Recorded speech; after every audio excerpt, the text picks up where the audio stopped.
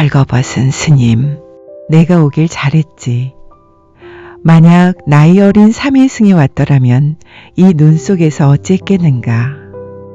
허리를 굽혀 바삐 걷던 노스님은 잠시 걸음을 멈추고 어두운 하늘을 올려다보며 중얼거렸습니다. 거센 눈보라가 스님의 얼굴을 때리고 있었습니다. 사방은 죽은 듯 고요했습니다. 황룡사로 가는 길은 아직 초저녁임에도 인적이 끊겨 있었습니다. 군데군데 인가에서는 불빛이 새어나왔지만 대문은 모두 굳게 닫혀 있었습니다. 어린 애장왕이 즉위한 뒤 숙부가 난을 일으켜 인심이 흉흉해졌고 밤이면 도적대들이 횡행했기 때문이었습니다. 노스님은 삼랑사 주지가 자고 떠나라고 했을 때 그냥 묵고 가는 편이 나았다고 뒤늦게 후회하며 다시 걸음을 재촉했습니다. 그때였습니다. 스님의 발끝에 뭔가가 툭 걸렸습니다. 내려다보니 검은 고양이 한 마리가 웅크리고 있었습니다. 스님이 머리를 쓰다듬어 주자 고양이는 음산한 소리를 내며 울었습니다. 스님이 일어서자 고양이도 따라 움직였습니다.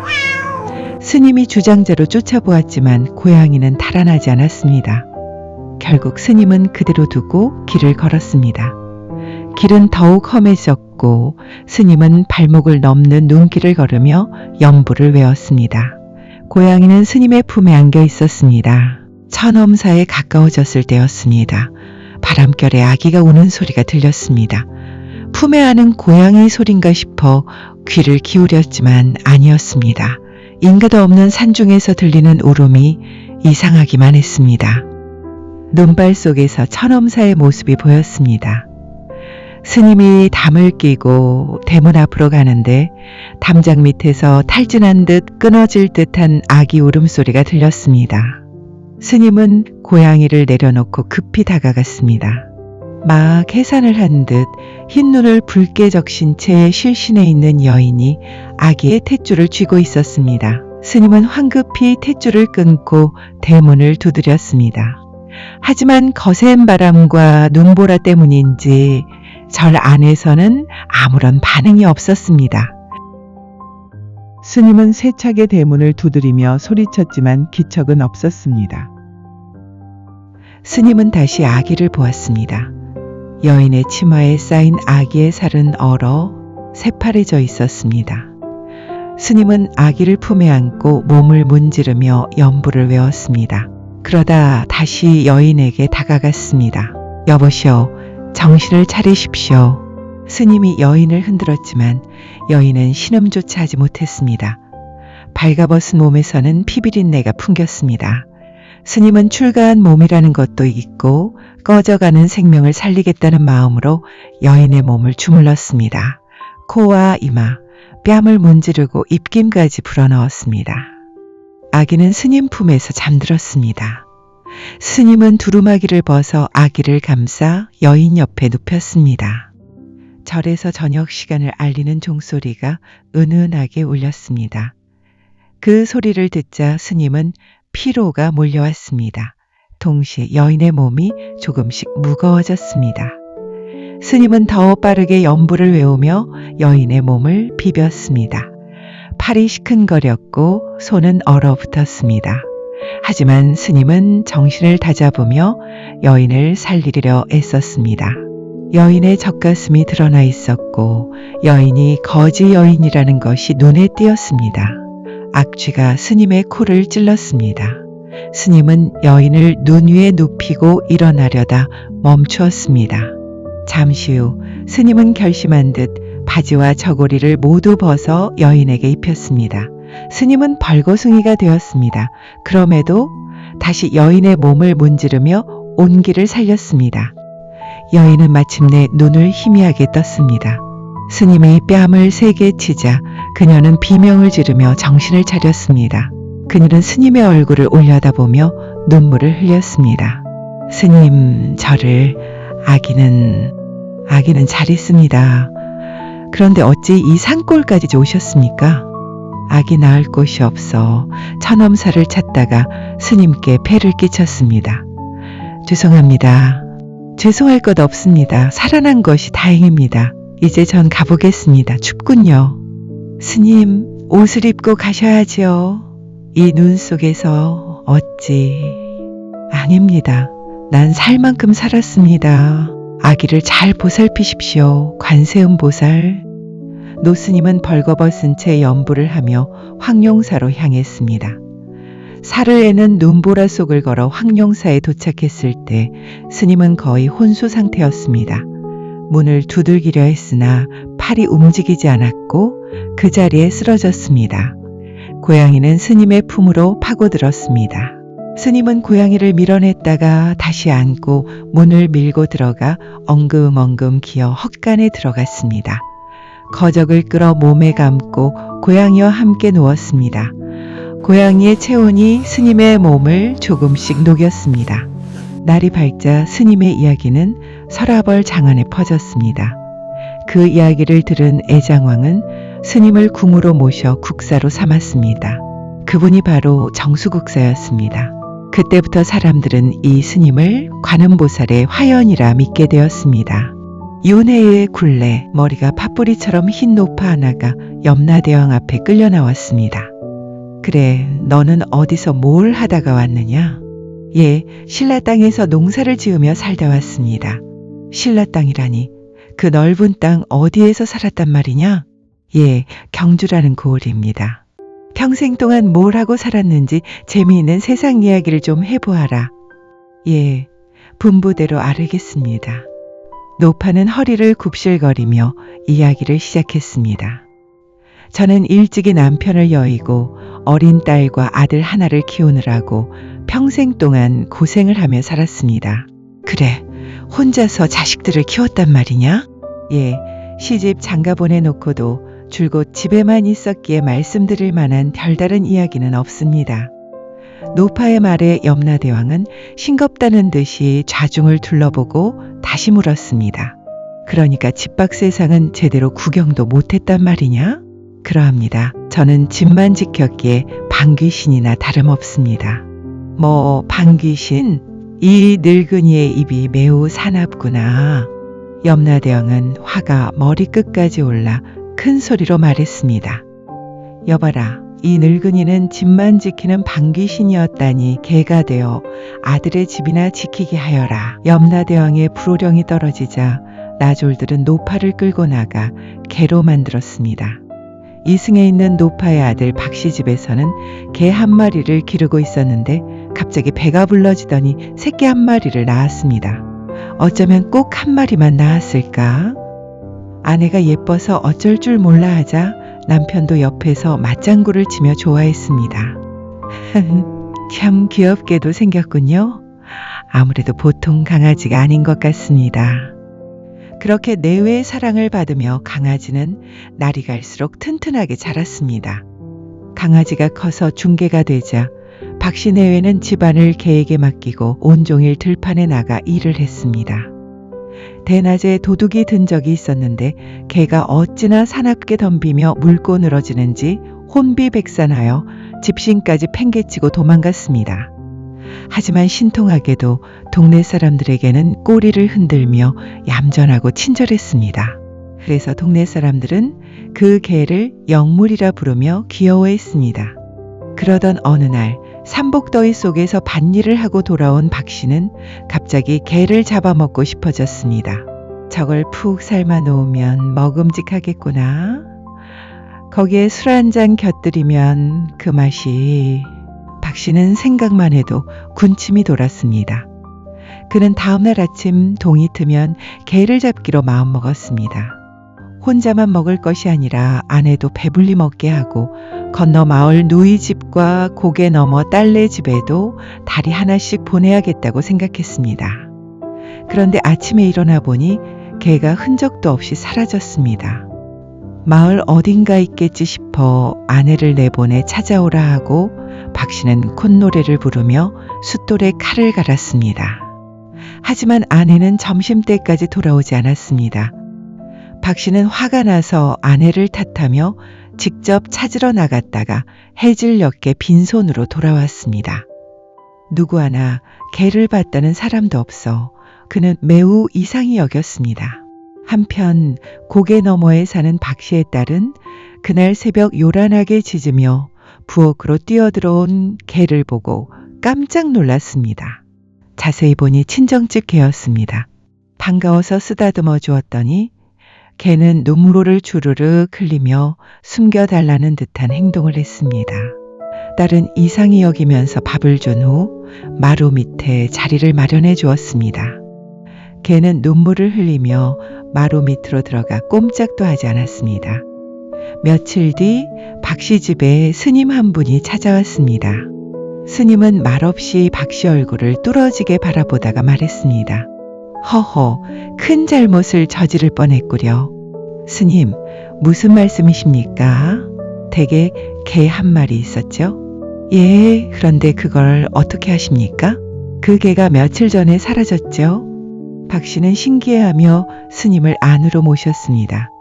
스님은 마루에 앉아 한참 생각하더니 말했습니다. 그 개는 돌아가신 당신의 어머니입니다.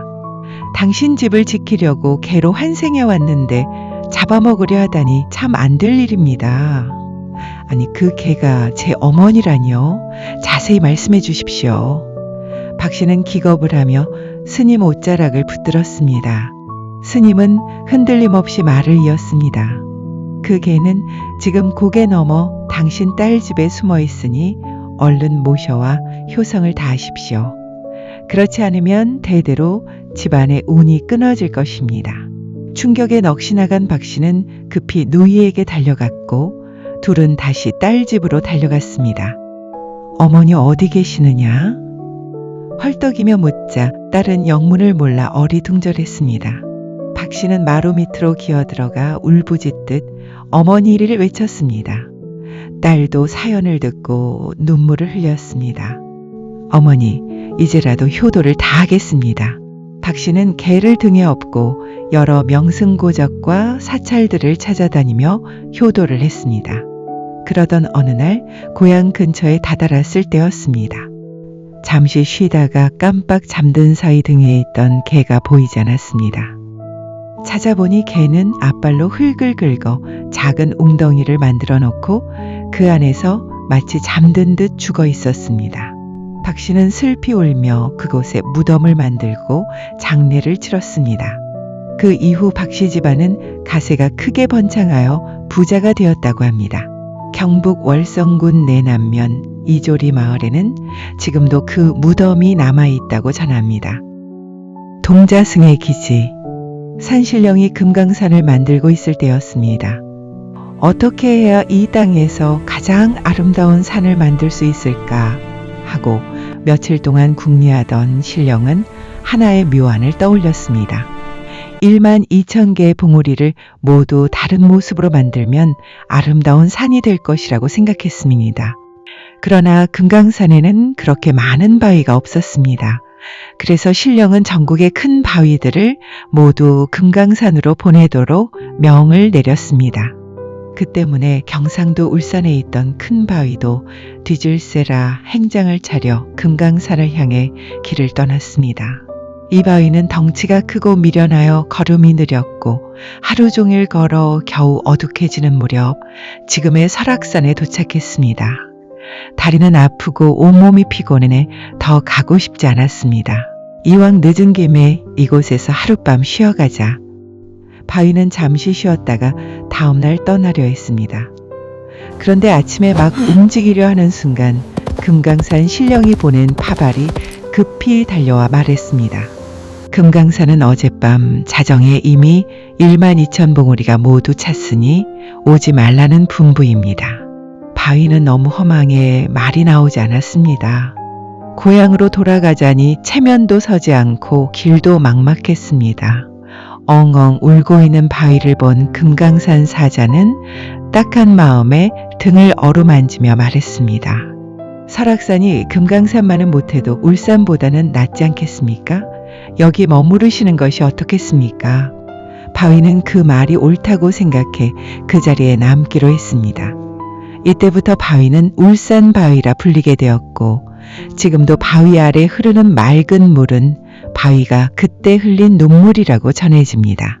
세월이 흐르고 조선시대가 되어 승려를 억누르던 시절, 울산바위 이야기를 들은 울산 원님은 마음이 편치 않았습니다. 울산의 바위가 설악산에 서 있는 것도 억울한데 설악산이 금강산 다음으로 아름답다고 하니 더욱 속이 상했습니다. 며칠을 고민하던 원님은 신흥사 스님들을 골탕 먹이기로 결심했습니다. 어느 날 해가 지는 무렵 신흥사들의 원님의 교자가 도착했습니다. 포졸이 큰 소리로 주지 스님을 불러댔습니다. 주지는 갑작스러운 방문에 놀라 맞이했지만 원님은 인사도 채 끝나기 전에 호통을 쳤습니다. 너희 설악산에 우리 고을에 바위가 서 있는데도 모른 척 하느냐? 스님은 어안이 벙벙했습니다. 이어진 말은 더욱 뜻밖이었습니다. 금년부터 바위세를 바쳐라. 세를 내지 않으면 절을 없애겠다. 신흥사는 어쩔 수 없이 해마다 바위세를 바쳐야 했고 살림은 점점 어려워졌습니다. 새로 부임한 주지는 이 부당한 관례를 끊으려 했지만 방법을 찾지 못했습니다. 시금을 전폐하며 고민하던 어느 날 한 동자승이 다가와 물었습니다. 스님, 무슨 걱정이 있으십니까? 주지는 아이가 알 필요 없다 했으나 동자승은 혹시 자신에게 좋은 방안이 있을지 모른다며 캐물었습니다. 결국 주지는 사연을 설명했습니다. 그러자 동자승은 대수롭지 않다는 듯 말했습니다. 바위세를 받으러 오면 제게 보내십시오. 그해 가을 원님이 다시 절을 찾았습니다. 주지는 동자승의 자신감이 궁금해 그에게 응대를 맡겼습니다. 동자승은 천연덕스럽게 말했습니다. 우리에겐 울산 바위가 아무런 쓸모가 없습니다. 그 바위만 없었어도 곡식을 심어 수확을 올렸을 텐데 바위 때문에 손해가 큽니다. 세를 내야 한다면 오히려 우리가 받아야 합니다. 금년부터 세를 내지 않으려면 바위를 당장 파가십시오. 기세등등하던 원님은 말문이 막혔지만 물러설 수는 없었습니다. 좋다. 그러면 바위를 가져갈 테니 내가 시키는 대로 만들어 놓아라. 말씀하신 대로 해드리면 가져가기만 하십시오. 그럼 새끼를 태운 채로 바위를 묶어두어라. 한 달 뒤에 와서 끌고 가겠다. 주지는 걱정했지만 동자승은 태어냈습니다. 다음날 그는 장정들을 모아 새끼를 꼬게 했고 20알쯤 지나 새끼가 산더미처럼 쌓이자 소금물에 적셔 염국을 들였습니다. 이후 바위에 새끼를 둘러매고 기름을 발라 불을 붙였습니다. 바깥만 그을려 재처럼 보이게 한 것이었습니다. 그야말로 감쪽 같은 기지였습니다. 약속한 날 원님이 와보니 정말로 울산 바위가 불에 탄 새끼로 단단히 묶여 있었습니다. 원님은 감탄하며 말했습니다. 대단한 꾀로구나. 이젠 바위세는 틀렸군. 그때부터 신흥사는 더 이상 바위세를 내지 않게 되었습니다. 염라대왕의 분부. 아주 아득한 옛날에 있었던 이야기입니다. 염라대왕이 명부로 사람들을 불러들여 살아있을 때 지은 죄를 심판하고 있었습니다. 죄를 많이 지은 사람은 지옥으로 보내고 착한 일을 많이 한 사람은 극락으로 보내는 것이었습니다. 그런데 염라대왕 앞에 불려 나온 사람들은 한결같이 자신은 죄를 조금도 짓지 않고 좋은 일만 했다고 자랑을 늘어놓았습니다. 염라대왕은 생각다 못해 사람의 한평생을 환히 들여다볼 수 있는 거울을 만들게 했습니다. 누구든 그 거울 앞에 서기만 하면 살아온 한평생이 환히 나타났습니다. 그러니 제 아무리 좋은 일을 많이 했다고 우겨도 거울 앞에 서기만 하면 사실 여부가 드러나게 마련이었습니다. 그러던 어느 날 한 비구니 스님이 염라대왕 앞에 서게 됐습니다. 그런데 이상하게도 그 스님은 옷을 입지 않은 발가숭이었습니다. 염라대왕은 그 해괴한 모습에 눈살을 찌푸리며 호통을 쳤습니다. 어찌하여 그대는 옷을 입지 않았느냐. 고개를 떨군 채 묵묵히 염주만 굴릴 뿐 스님은 말이 없었습니다. 염라대왕이 다시 소리를 지르자 스님은 조용히 고개를 들어 말을 했습니다. 부끄럽사오나 저는 평생 동안 게을러서 몸가릴 옷 한 벌 없이 여기까지 왔습니다. 염라대왕은 게을러서라. 아무래도 무슨 사연이 있는 것 같구나. 여봐라 판관 있느냐 하고 말했습니다. 판관이 나아오자 염라대왕은 저 여승에게 필시 무슨 곡절이 있을 테니 거울 앞에 나서게 하여 잘 살펴보도록 하라 하고 명했습니다. 비구니 스님은 거울 앞에 섰습니다. 그러자 거울 속에는 한 거지 여인이 속살이 드러난 낡은 옷을 걸친 채 세찬 눈보라 속에서 떨고 있는 모습이 나타났습니다. 이어서 그 거지 여인을 발견한 비구니 스님이 자신의 승복을 벗어주며 기운을 차리라고 격려하는 모습이 나타났습니다. 스님, 정말 감사합니다. 이 은혜를 어떻게 갚아야 좋을지 모르겠습니다. 하고 여인이 흐느끼며 고마워했습니다. 그 모습을 본 염라대왕은 기분이 좋아져 크게 웃었습니다. 그러면 그렇지. 승려의 몸으로 아무 곡절 없이 옷을 벗었을 리가 있겠느냐. 여봐라, 한겨울 눈보라 속에서 떠는 거린에게 자기 옷을 모두 벗어준 이 여승은 극락으로 갈 뿐이니 비단 옷을 내어드리고 풍악을 올려 길을 안내하도록 하라. 명을 받은 사자들은 비단 옷을 내어주고 풍악을 올려 비구니 스님을 극락으로 들였습니다.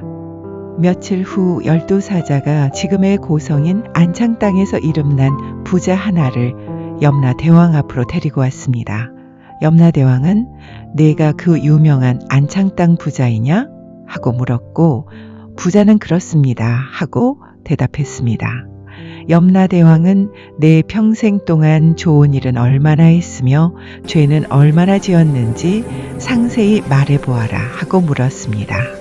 부자는 저는 평생 동안 죄라고는 털끝만큼도 지은 적이 없고 좋은 일은 말할 수 없을 정도로 많이 했습니다 하고 말했습니다. 염라대왕이 그래? 그럼 너의 선행에 대해 들어보자 하자 부자는 저의 인심이 얼마나 후했던지 나라 안의 거지들이 모두 제 집으로 모였습니다. 그 행렬이 20리나 줄을 섰으니 대왕께서도 짐작하시리라 믿습니다 하고 자랑했습니다. 염라대왕은 네 말에 거짓이 없느냐 하고 물었고 부자는 어찌 거짓을 아뢰겠습니까 하고 답했습니다. 염라대왕은 판관에게 이 부자를 거울 앞에 세워 그 행적을 살피도록 하라 하고 명했습니다.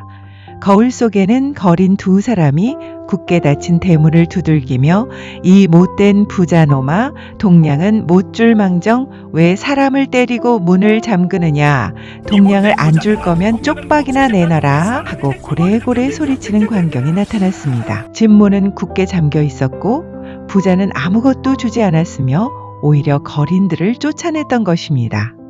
부자는 거울을 보며 얼굴이 새파랗게 질려 떨었습니다. 염라대왕은 노에 감히 이곳에서 허황된 말을 하느냐 다음 장면을 보거라 하고 호통쳤습니다. 거울 속에는 소와 말들이 슬피 울며 눈물을 흘리는 장면이 나타났습니다. 판관이 이 부자가 소와 말을 부려먹을 때만 풀죽을 먹이고 일을 시키지 않을 때는 굶겨 놓아 결국 저렇게 울다가 죽은 것입니다 하고 말했습니다. 염라대왕은 크게 화를 내며 이자는 더 볼 것 없이 지옥으로 끌어다가 등에 도장을 찍어 떨어뜨려라 하고 명했습니다. 12사자는 몸부림치는 부자를 붙잡아 불타는 지옥으로 던졌습니다. 그 일이 있은 후 염라대왕은 어떻게 해야 인간들이 죄를 짓지 않도록 경각심을 일으킬 수 있을까 하고 깊이 생각했습니다. 사람이 죽으면 심판을 받고 평생 동안 한 일이 거울처럼 비친다는 사실을 인간들에게 알리고 싶었습니다. 그래서 염라대왕은 신하들을 불러 인간 세상에 심판하는 모양을 만들어 보여주는 것이 어떻겠느냐고 물었습니다. 판관들과 사자들은 모두 찬성했습니다. 염라대왕은 그러면 조선의 명산 금강산에 심판하는 모양을 바위로 만들어 인간들에게 경각심을 일깨우도록 하겠다 하고 말했습니다. 그렇게 염라대왕은 금강산 장안사 남쪽에 냇물을 만들고 이승에서 저승으로 건너가는 냇물이라는 뜻으로 화천강이라 이름을 붙였습니다. 그리고 그 냇물 위에 앞뒤가 같은 거울 모양의 큰 바위를 세웠는데 그 바위가 바로 명경대입니다. 그 앞에는 염라대왕봉이 서 있고 그 옆에는 소머리 모양의 우두봉이 있습니다. 그것은 짐승도 죄를 짓지 말라는 뜻으로 세운 것이며 그 좌우에는 죄인봉, 판관봉, 사자봉들이 줄지어 서 있어 마치 심판하는 모습을 그대로 옮겨놓은 듯하여 누구나 그곳에 가면 마음이 엄숙해진다고 합니다. 며느리 바위. 아주 먼 옛날 황해도 옹진군 부민면 부암리라는 마을에 만석군인 김부자 영감이 살고 있었습니다. 그는 성품이 교활했을 뿐만 아니라 인색하기로 소문난 사람이었기에 동네 아이들까지도 그를 딱정새 영감이라고 놀려댔습니다. 한가위가 지나고 추수도 끝난 어느 가을날이었습니다. 육간대청에 삼중대문까지 갖춘 큰 집에 살고 있는 김부자는 광에 가득 쌓인 벼섬들을 둘러보며 매우 흐뭇해하고 있었습니다. 그때 대문 밖에서 목탁 치는 소리가 들려왔습니다. 시주하러 온 탁발승에게 쌀 한 톨도 내놓지 않을 김영감이었지만 그날따라 목탁 소리가 유난히 귀에 거슬렸던 모양입니다. 안에 누구 없느냐? 아무도 없느냐? 안에서 아무 대답이 없자 김영감은 화가 머리끝까지 치솟았습니다.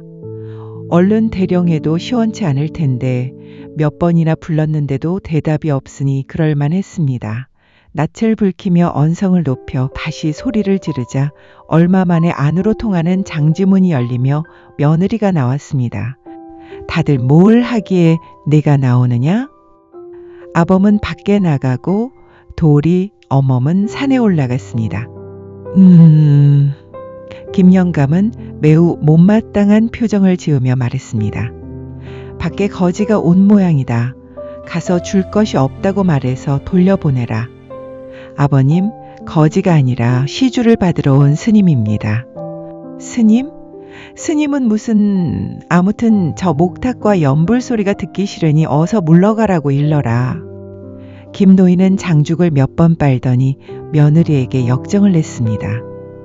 아니, 왜 멀거니 서 있는 거냐?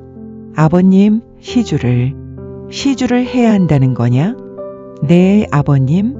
며느리의 말을 들은 김부자 영감은 잠시 장죽만 뻑뻑 빨다가 무슨 생각이 떠올랐던지 무릎을 탁 치며 말했습니다. 옳지, 그래. 추수를 무사히 끝냈으니 시주를 할 만도 하구나.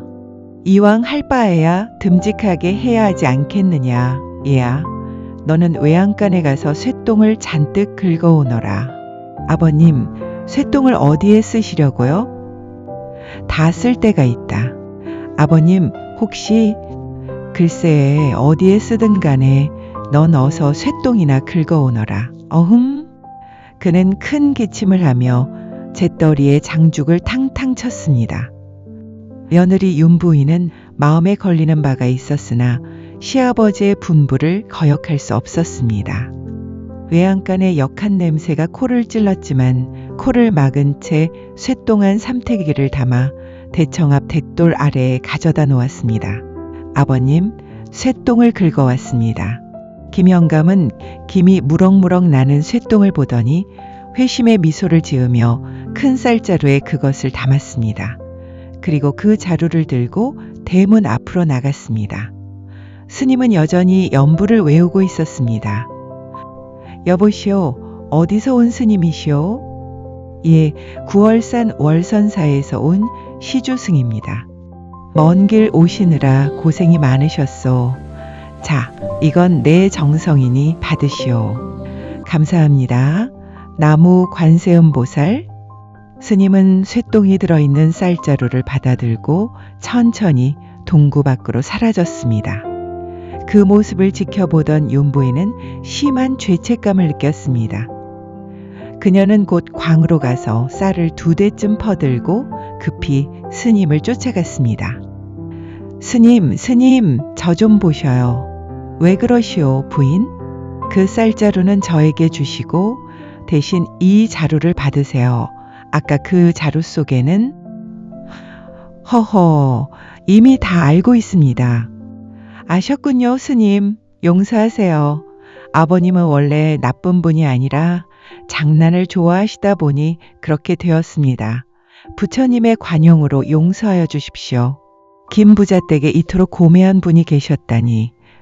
윤부인의 덕스러운 인품에 감탄한 스님은 그녀를 돕겠다며 말했습니다. 오늘 저녁 이 마을에 큰 재앙이 있을 것입니다. 큰 비가 내리기 시작하면 식구들에게는 알리지 말고 곧 집을 떠나 앞산으로 올라가십시오. 가는 길에 뒤에서 무슨 소리가 나도 절대로 뒤돌아보지 마십시오. 산에 다 오른 뒤에는 상관없으나 오르는 동안에는 절대로 돌아보면 안 됩니다.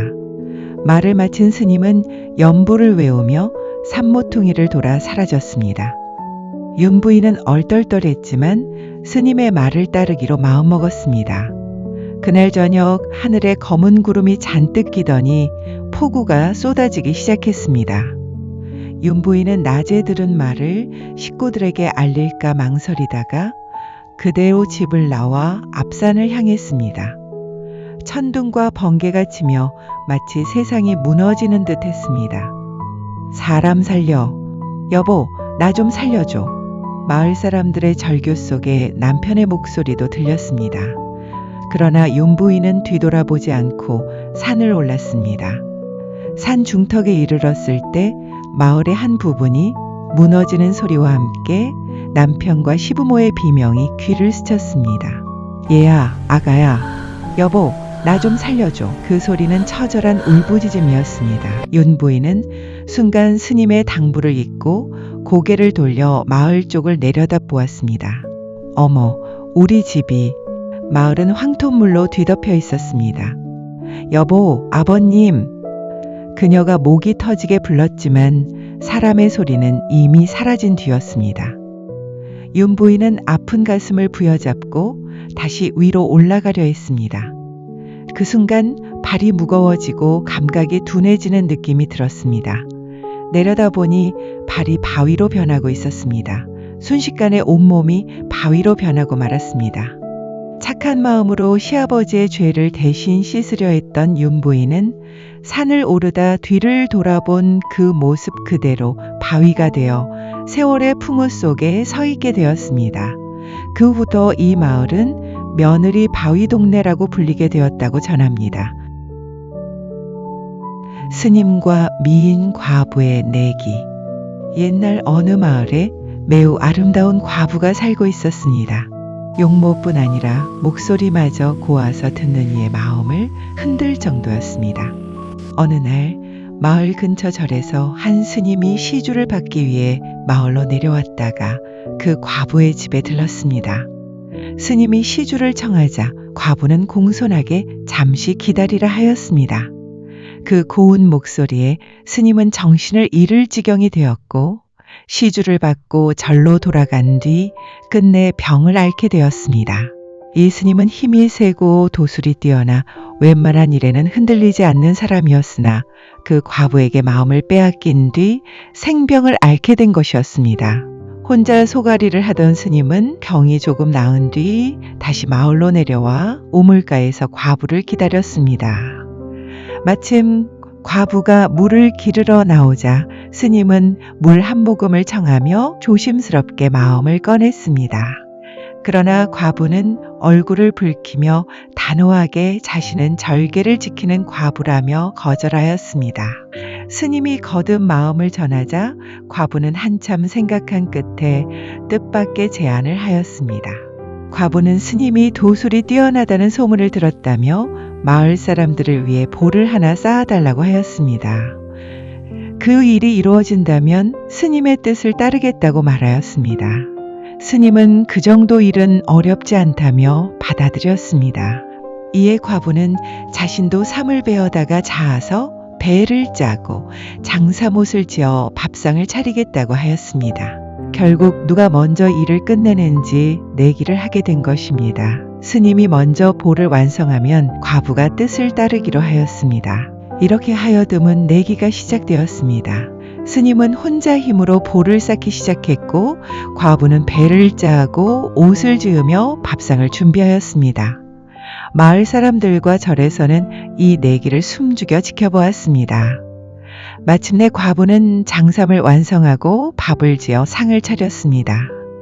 스님이 일을 끝냈는지 확인하지도 않은 채 내기를 이기겠다는 마음으로 보로 향하였습니다. 한편 스님은 거의 보를 완성한 상태였습니다. 다만 한쪽이 조금 약해 보여 돌 하나만 더 올리면 완벽한 상태였습니다. 스님은 그 돌을 메고 마지막 마무리를 하려 하였습니다. 바로 그때 과부가 밥상을 들고 나타나 진지상이 준비되었다고 말하였습니다. 그 순간 스님은 자신이 졌음을 깨닫고 정신이 아득해졌습니다. 마음이 흔들리자 도술이 풀렸고 메고 있던 큰 돌에 눌려 쓰러지고 말았습니다. 과부는 급히 달려갔으나 스님은 이미 숨을 거두고 있었습니다. 사랑과 원망이 섞인 눈빛으로 과부를 바라보다 생을 마쳤습니다. 과부는 자신의 경솔함을 후회하며 자신의 절개만을 지키려다 스님의 목숨을 앗아갔다고 탄식하였습니다. 그녀는 스님이 메고 있던 바위를 들어올리려 하였으나 힘을 풀며 그 돌에 함께 눌려 죽고 말았습니다. 이 볼을 훗날 다시 쌓았다고 하여 중보라 불렀으며 이 이야기는 전라남도 광양 지역에 전해지는 중보거리의 유래담으로 남아 있습니다. 만파식적, 아주 먼 옛날 삼국을 하나로 잇는 큰 전쟁이 끝난 뒤에 신라는 겉으로는 평온해 보였지만 안으로는 여전히 불안이 가라앉지 않은 나라였습니다. 칼과 창의 소리는 멎었지만 백성들의 마음은 아직 전쟁에서 완전히 돌아오지 못했고 나라의 동쪽 끝에서는 바다가 하루도 쉬지 않고 출렁이고 있었습니다. 그 시대를 이끌던 임금은 이 나라가 언제든 다시 흔들릴 수 있다는 사실을 누구보다 잘 알고 있었습니다. 그가 바로 문무왕입니다. 문무왕은 생의 마지막이 가까워졌을 무렵 곁에 있던 신하들을 조용히 불러 세웠습니다. 왕은 잠시 말을 멈춘 채 동쪽을 향해 시선을 두었습니다. 마치 바다 너머를 미리 바라보는 듯한 눈빛이었습니다. 그리고 낮지만 단호한 목소리로 입을 열었습니다. 내가 이 나라를 하나로 만들었으나 진짜 어려움은 지금부터일 것이다. 신하들이 숨을 죽이자 왕은 말을 이었습니다. 내가 죽거든 나를 땅에 묻지 말고 바다에 모셔라. 나는 죽어서도 이 나라를 지키고 싶다. 순간 신하들 사이에서 낮은 탄식이 흘렀습니다. 전하, 왕의 몸을 어찌 바다에? 그러자 문무왕은 고개를 저으며 담담히 말했습니다. 무덤은 사람의 마음을 안심시키지만 바다는 나라의 경계다. 나는 그 경계에 남고 싶다. 그 말은 유언이자 선택이었습니다. 문무왕은 그렇게 자신의 뜻을 남긴 뒤 얼마 지나지 않아 세상을 떠났고 신라인들은 그 뜻을 거두지 않았습니다. 왕의 유해는 동해로 옮겨졌고 바다 위에 솟은 바위섬 하나가 그를 맞이했습니다.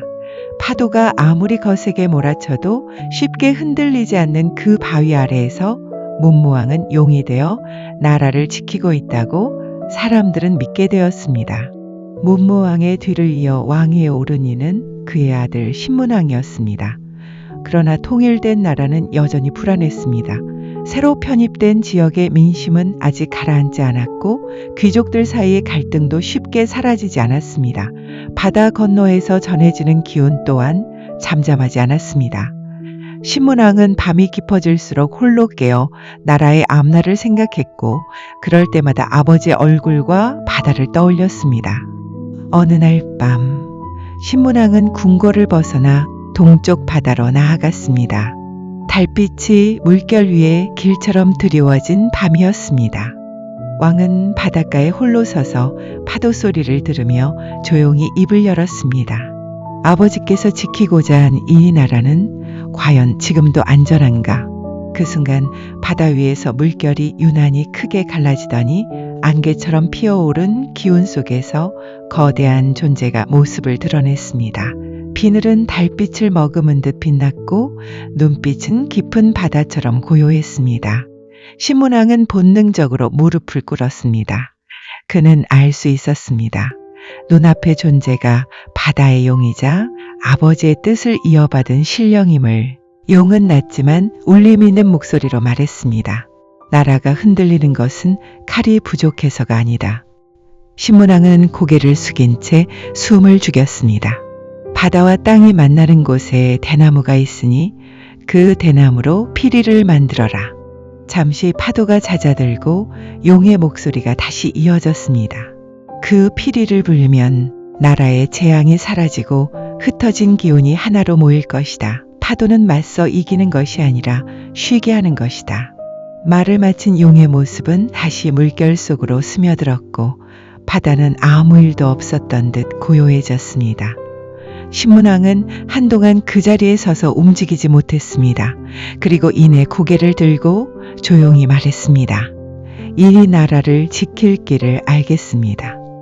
그 무렵 궁궐 안으로 기이한 소문 하나가 들어왔습니다. 경주 동쪽 바다 가까이에 이상한 대나무가 있다는 이야기였습니다. 낮에는 두 갈래로 갈라진 듯 보이는데 밤이 되면 다시 하나로 합쳐진다는 것이었습니다. 이를 전하던 관리가 말했습니다.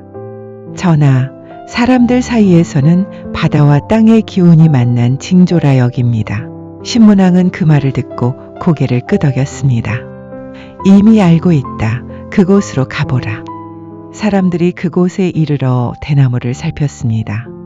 해가 떠 있을 때와 밤이 내렸을 때 그 모습은 분명 달라 보였습니다.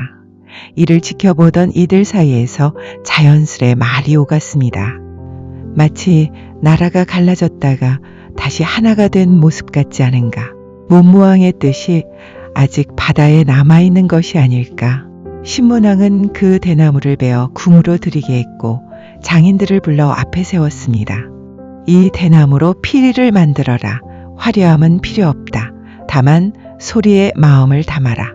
장인들은 머리를 숙이며 대답했습니다. 전하의 뜻을 담아 만들겠습니다. 그렇게 만들어진 피리가 만파식적입니다. 수많은 파도를 쉬게 한다는 뜻을 가진 이 피리는 단순한 악기가 아니었습니다. 이 소리가 울리면 거센 바다가 가라앉고 바람이 잦아들며 나라 안의 소요도 서서히 잠잠해졌습니다. 외적의 기세는 꺾이고 백성들의 불안도 누그러졌습니다. 사람들은 이 피리가 나라의 기운을 바로잡는 소리라 여겼습니다. 신문왕은 피리를 손에 쥔 채 한동안 아무 말도 하지 않았습니다. 그리고 조용히 말했습니다. 이 소리는 적을 꺾는 소리가 아니다. 흔들리는 마음을 가라앉히는 소리다. 그는 이 피리를 아무 때나 불지 않았습니다. 나라에 큰 변고가 있을 때만 조용히 꺼내었고 평소에는 깊은 곳에 간직했습니다. 만파식적은 힘을 드러내는 물건이 아니라 나라가 다시 중심을 찾게 하는 약속이었기 때문입니다. 신문왕은 여기서 멈추지 않았습니다. 그는 아버지를 기리기 위해 또 하나의 뜻을 세웁니다. 경주 동쪽 바다를 마주한 자리에 절을 세우게 했습니다. 그 절의 이름은 감은사였습니다. 은혜에 감사한다는 뜻을 담아 문무왕이 나라를 위해 바다에 남긴 그 선택을 잊지 않겠다는 다짐이었습니다. 감은사는 바다를 향해 열려 있었습니다. 절에 서면 동해의 바람과 파도 소리가 그대로 들려왔고 사람들은 그 소리를 들으며 문무왕을 떠올렸습니다. 신문왕 또한 그 자리에 서서 바다를 바라보며 속으로 말을 건넸습니다. 아버지, 이제 이 나라는 소리로 지키겠습니다. 시간이 흐르며 만파식적은 눈에 보이지 않게 되었고 감은사도 옛 모습 그대로 남아있지는 않게 되었습니다. 그러나 그 이야기가 깃든 자리는 사라지지 않았습니다. 지금도 경주 동쪽에는 감은사지가 남아 옛 절의 터를 지키고 있습니다. 두 개의 석탑이 나란히 서서 바다를 향해 있고 그 사이로 불어오는 바람에는 오래된 이야기의 숨결이 머물러 있습니다. 그리고 그 자리에서 조금 더 동쪽으로 나아가면 파도 속에 우뚝 솟은 바위섬 하나가 모습을 드러냅니다. 사람들은 그곳을 대왕함이라 부르며 문무대왕릉이라는 이름으로 기억합니다. 옛날에는 문무왕이 바다를 택했고 신문왕은 계시를 받아 피리를 만들었으며 감은사를 세워 그 뜻을 이어갔습니다. 그리고 지금은 바위와 절터, 그리고 이름으로 그 이야기가 남아 조용히 이어지고 있습니다. 연호랑 새오녀, 아득히 먼 옛날, 동해의 물결이 지금보다 더 깊고 거칠던 시절이었습니다. 해안의 낮은 산들은 바다를 향해 몸을 기울이고 있었고, 파도는 쉼없이 바위에 부딪혀 하얀 포마를 남겼습니다. 신라 제8대 왕 아달라 이사금이 다스리던 때, 지금의 경상북도 동해안, 바다와 산이 맞닿은 그 땅에 작은 마을 하나가 자리하고 있었습니다. 그곳에 연호와 새오라는 부부가 살고 있었습니다. 연호 낭군은 바다를 벗삼아 살아온 사내였습니다. 날이 밝기 전 바닷가로 나가 그물을 던지고 물이 빠진 갯바위 위에서 미역과 조개를 따며 하루를 시작하였습니다. 파도의 흐름과 바람의 방향을 읽을 줄 아는 사람이었고, 마을 사람들은 바다와 관련된 일이라면 그를 먼저 찾았습니다. 새오는 집안에서 삶을 지탱하는 여인이었습니다. 그녀는 배틀 앞에 앉아 시를 고르고 하루 종일 배를 짜며 시간을 보냈습니다. 새오녀의 손에서 나온 배는 결이 곱고 빛이 은은하여 제사와 혼례에 쓰일 만큼 귀하게 여겨졌습니다. 사람들은 그 배에 단순한 천이 아니라 사람의 정성과 마음이 함께 짜여 있다고 말하곤 하였습니다. 그러던 어느 날, 연호랑은 여느 때처럼 바닷가에서 미역을 따고 있었습니다. 그날의 바다는 유난히 고요하였고 바람조차 숨을 고른 듯 멈춰 있었습니다. 그때 연호랑의 눈에 물결 위를 떠다니는 낯선 바위 하나가 들어왔습니다. 그 바위는 땅에 박힌 바위가 아니라 파도 위에 떠 있었습니다. 파도에 밀려 천천히 연호랑 쪽으로 다가왔고, 위쪽은 마치 사람을 태우기라도 하듯 평평하였습니다. 연호랑은 이상히 여겨 바위 가까이 다가섰습니다. 그 순간 바위는 갑자기 크게 흔들리며 바다 쪽으로 방향을 틀었습니다. 연호랑은 미처 몸을 피하지 못한 채 바위 위에 올라타게 되었고, 바위는 그를 실은 채 동해의 깊은 바다로 나아가기 시작하였습니다. 연호랑은 바다를 향해 외쳤습니다. 이 몸을 어디로 데려가는 것이오? 그러나 바다는 아무 대답도 하지 않았습니다. 바위는 멈추지 않았고 파도를 가르며 동해 너머로 나아갔습니다. 해와 달이 몇 차례 바뀌는 동안 연호랑은 바위 위에서 바람과 물결을 견디며 떠돌았습니다. 마침내 바위는 먼 바다 너머의 육지에 닿았고, 그곳은 지금의 일본 열도였습니다. 그렇게 연호랑은 바다를 건너 일본 땅에 이르게 되었습니다. 그 땅의 사람들은 바다에서 나타난 사내를 보고 크게 놀랐습니다. 당시 그 나라는 오래도록 임금이 없어 나라가 어지러웠습니다.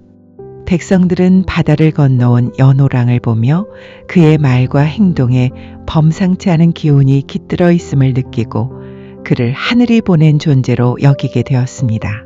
그들은 이 사람은 하늘이 보낸 이가 틀림없다고 생각하며 그를 왕으로 세웠습니다. 연호랑은 뜻하지 않게 한 나라의 임금이 되어 그 땅을 다스리게 되었습니다. 한편 고향에 남은 새오녀는 남편이 돌아오지 않자 날마다 바닷가로 나갔습니다. 수평선 너머를 바라보며 연호랑의 모습을 찾았고, 해가 지면 집으로 돌아와 다시 배틀 앞에 앉았습니다. 계절이 바뀌고 달이 여러 번 차고 기울어도 연호랑의 소식은 들려오지 않았습니다. 그러던 어느 날 바닷가에 남겨진 연호랑의 신 한 짝을 발견하게 되었습니다. 새오녀는 그 신을 들고 말하였습니다. 이 사람이 이 바위까지 왔다면 이곳으로 다시 돌아올지도 몰라 하며, 그녀가 바위 위에 오르자 바위는 다시 움직여 새오녀를 싣고 바다를 건넜습니다. 그렇게 새오녀 역시 일본 땅에 이르게 되었습니다. 이 소식이 그 나라 사람들에 의해 왕인 연호랑에 전해졌고, 새오녀를 다시 만난 연호랑은 새오녀를 귀비로 삼았습니다. 부부는 타국의 땅에서 다시 만나 왕과 귀비로 함께하게 된 것입니다. 그 무렵 신라에서는 큰 변고가 일어났습니다. 해는 낮에도 빛을 잃고 달은 밤하늘에 떠도 밝지 않았습니다. 백성들은 낮과 밤을 가늠하지 못하고 세상은 혼란에 빠졌습니다. 일관이 왕에게 아뢰었습니다. 해와 달의 정기가 동해 건너 일본으로 옮겨갔기 때문이옵니다. 아달라 이사금은 사자를 보내 일본으로 건너갔다고 그 마을 사람들로부터 전해지던 연호랑과 새우녀를 찾게 하였습니다. 연호랑은 사자에게 말하였습니다. 우리의 이동은 하늘의 시킴이었습니다.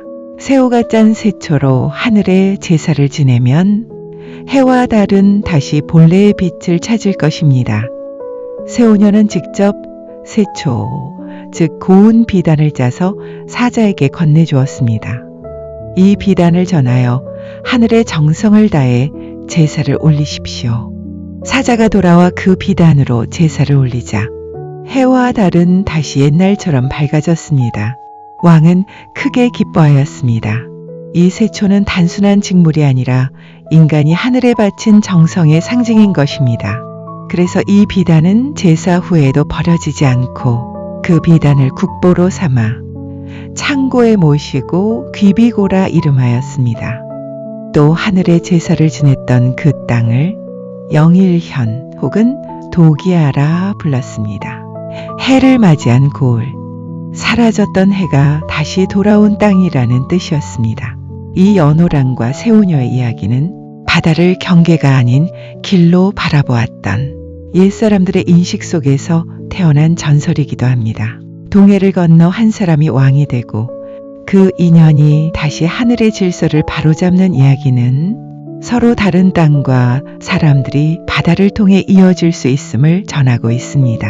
오늘날 이 영일현의 자치는 경상북도 포항시 일대, 특히 영일만을 둘러싼 육지와 바다에 남아 지금도 해와 달 그리고 바다의 전설로 이어지고 있습니다. 을지문덕, 이 이름은 전쟁의 승패를 넘어 한나라를 지켜낸 지략 그 자체로 전해집니다. 그의 출생에 대해서는 지금의 평안도 일대에서 오래도록 내려오는 이야기가 있습니다. 아이가 태어났을 무렵 아버지가 한 도인을 찾아갔습니다. 이 아이의 이름을 지어주고 싶습니다. 도인은 아이를 한참 바라보다가 이렇게 말했습니다. 이 아이는 글로 사람을 이기고 덕으로 나라를 지킬 인물입니다. 라며 문덕이라는 이름을 붙여주었습니다.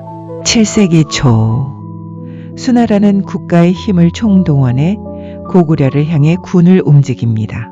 병력은 100만 대군으로 압도적이었습니다.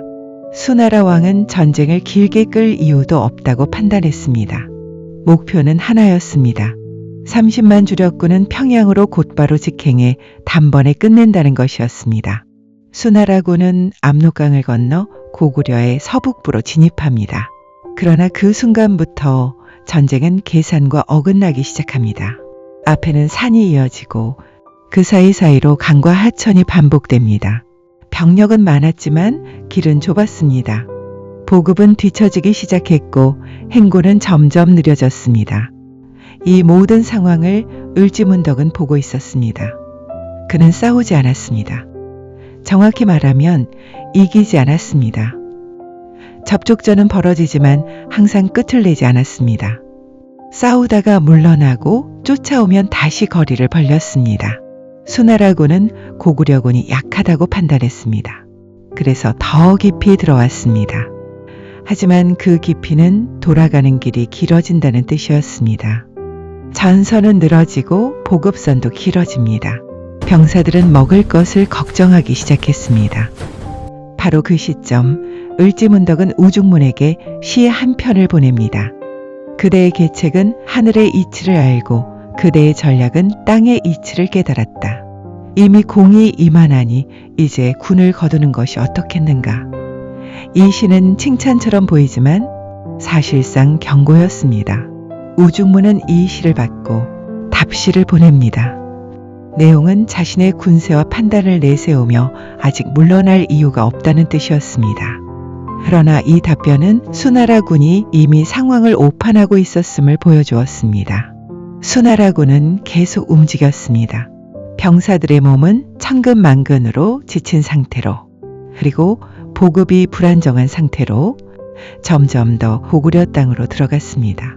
그러다 마침내 고구려군의 치고 빠지는 전술로 인해 전력의 상당수를 잃은 수나라군은 퇴각을 결정합니다. 그러나 퇴각은 이번 전쟁에서 가장 어려운 선택이었습니다.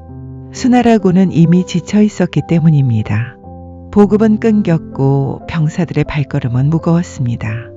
돌아가는 길에는 들어올 때 겪었던 압록강 수계에 수많은 하천들이 이어지고 그 하천들을 건너야 하기 때문입니다. 그 가운데 한지류, 살수로 불려진 강이 마지막 관문이었습니다. 살수는 평소에는 건널 수 있는 강이었습니다. 그러나 이 강은 조금만 상황이 달라져도 전혀 다른 얼굴을 드러내는 곳이었습니다. 수나라군은 길게 늘어진 채 강을 건너기 시작했습니다. 앞에서는 이미 강을 건넌 병사들이 멈춰 서 있었고 뒤에서는 아직 강가에 남은 병력이 밀려왔습니다. 어이, 밀지 마! 앞에서 가지 않아 움직이지를 못해! 진영은 자연스럽게 늘어졌습니다. 그 순간 병사들 사이에 낮은 목소리가 번지기 시작했습니다. 강 한가운데 있는데 지금 고구려군의 공격이 오면 설마 지금은 아니겠지? 그러나 공포는 말보다 빠르게 퍼졌습니다. 지친 몸, 끊긴 보급, 끝없이 길어진 퇴각로. 앞과 뒤의 연락은 끊겼고 지휘관의 명령은 후미까지 제대로 전달되지 않았습니다. 대열을 유지하라. 앞으로 움직여라. 하지만 소리는 강물 소리에 묻혔고 병사들은 누가 말했는지도 알 수 없었습니다. 그때였습니다. 강 건너편과 산능선 쪽에서 요란한 함성이 울려 퍼졌습니다. 고구려군이다. 그러면서 살수의 수위가 갑자기 엄청난 속도로 높아지기 시작했습니다. 순간 침묵은 깨졌고 공포는 확신으로 바뀌었습니다. 고구려군이 움직이기 시작한 것이었습니다. 고구려군은 살수의 물을 막았다가 한순간에 터뜨렸던 것입니다. 짧고 집중된 공격이었습니다. 이미 질서를 잃은 군대는 제대로 대응하지 못했습니다. 군사들은 우왕좌왕하고 엄청난 속도의 물살에 휘말려서 떠내려갔습니다. 앞으로도 뒤로도 움직일 수 없었습니다. 강물은 점점 혼탁해졌고 병사들은 서로를 밀치며 깊은 강물 속으로 떠내려갔습니다. 퇴각은 폐주가 되었고 폐주는 붕괴가 되었습니다. 이 순간 주력군 30만이라는 숫자는 힘이 되지 못했습니다. 오히려 혼란을 키웠습니다. 고구려군의 공격은 길지 않았습니다. 짧은 시간으로 충분했습니다. 살수에서 수나라 주력군은 군사 대부분을 잃고 수천의 군사만이 강을 건넜습니다. 고구려군은 살아남아 질서 없이 도망치는 수나라군을 추격하였습니다. 매복과 기습, 차단 공격을 반복하여 대부분은 죽거나 흩어지게 되었습니다. 이후 서기 612년 일어난 살수 대첩으로 인해 수나라는 국력에 치명적인 타격을 입었습니다. 재정 파탄과 민심 이반, 군사력 붕괴로 결국 고구려 침공 6년 만에 수나라는 붕괴되었습니다. 이 전쟁은 병력 숫자의 싸움이 아니었습니다. 얼마나 멀리 왔는지, 얼마나 오래 움직였는지, 언제 멈춰야 하는지, 그 모든 조건을 읽어낸 한 사람의 판단이 전쟁의 끝을 결정했습니다. 을지문덕은 적을 쓰러뜨린 것이 아니라 적이 스스로 무너지게 만들었습니다.